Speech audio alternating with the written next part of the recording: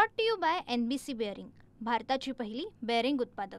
राष्ट्रीय ओबीसी महासंघाचं साखळी उपोषण मागे घेताना ओबीसी मंत्र्यांनी आश्वासन दिलं होतं.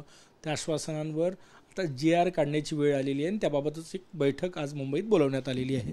आपल्यासोबत भीमराव तायवाळे सर आहे. सर, बैठकीचं वैशिष्ट्य काय? नाही, वैशिष्ट्य हेच आहे की ज्या दिवशी माननीय मंत्री महोदय अतुलजी सावे आणि डॉक्टर परिणय फुके यांनी आमच्या उपोषण स्थळाला भेट दिली होती आणि आम्ही ज्या 14 मागण्या घेऊन आंदोलन करत होतो त्या 14 मागण्या त्यांच्यासमोर मांडल्यानंतर त्यांनी आपल्या सर्वांच्या समक्ष जे लाईव्ह दाखवण्यात आलेलं आहे सांगितलं होतं की 12 मागण्या आम्ही पूर्ण करतो आणि 2 मागण्यांसंबंधी धोरणात्मक निर्णय घ्यावा लागणार आहे. त्याकरता माननीय मुख्यमंत्र्यांसोबत चर्चा करून त्यासुद्धा किती दिवसात पूर्ण होतील हे आपल्याला कळवू आणि याकरता मंगळवारी आपण मुंबईला यावं.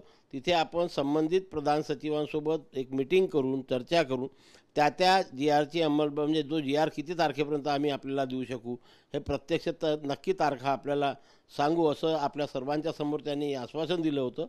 त्या आश्वासनाची पूर्ती आजच्या या मीटिंगनुसार माननीय मंत्री महोदय करत आहे, नाही तर सांगून निघून जातात.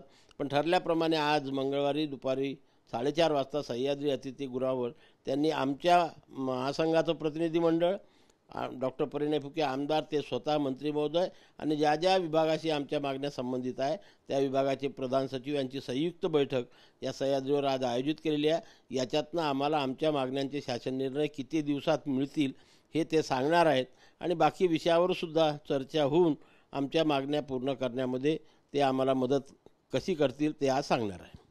राष्ट्रीय ओबीसी महासंघाचे किती पदाधिकारी जाणार आहेत बैठकीला, उपस्थित राहणार आजच्या बैठकीत? आजच्या बैठकीला 25 आमचे पदाधिकारी, म्हणजे ज्या ज्या जिल्ह्यामध्ये अशा प्रकारचं राष्ट्रीय ओबीसी महासंघाच्या बॅनरखाली आंदोलनं झालीत त्या सर्व जिल्ह्याचे प्रतिनिधी आणि नागपूरमधून आमच्या केंद्रीय कार्यकारिणीचे काही प्रतिनिधी असे 25 लोक त्या ठिकाणी उपस्थित राहणार आहे. हा प्रश्न जेव्हा विजयवडेट्टीवारजींना काल विचारण्यात आला तर ते म्हटले की मला त्या बैठकीला बोलावलेलं नाही, सर्वपक्षीय बैठक घ्यावी महाराष्ट्र सरकारनं.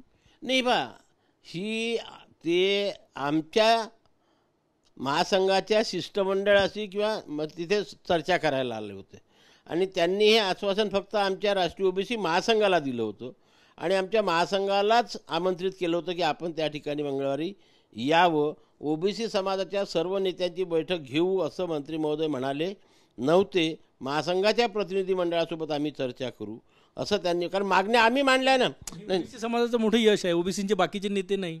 तेच म्हणतो ना, मागण्या आम्ही मांडल्या, चर्चा त्यांच्यासोबत आमच्या महासंघाने केली आणि त्याच्यामुळे सरकारने त्यांना पण बोलवावं त्यांची अपेक्षा असू शकते. पण या मागण्यांच्या मांडताना ज्यांचा सहभाग आहे त्यांना सरकार बोलवेल, ज्यांचा सहभाग नाही त्यांना ते कशाला चर्चेला बोलवतील. छगन भुजबळ पण नाही. नाही, त्याच्यामध्ये नाव नाही. आम्हाला जे पत्र मिळालं त्याच्यात त्यांचं पण नाव नाही. अपेक्षा आहे की JR हातात मिळतील आपल्याला, आजपासून प्रक्रिया सुरू होईल.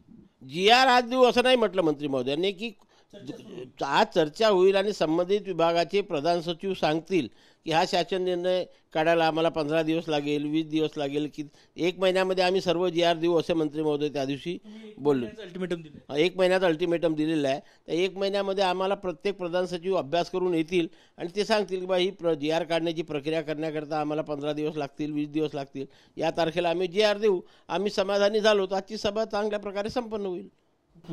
Cameraman Sachin सायांसह Gajanan Mate, TVN Marathi, Nagpur. Brought to you by NBC bearing, भारताची पहिली बेअरिंग उत्पादक.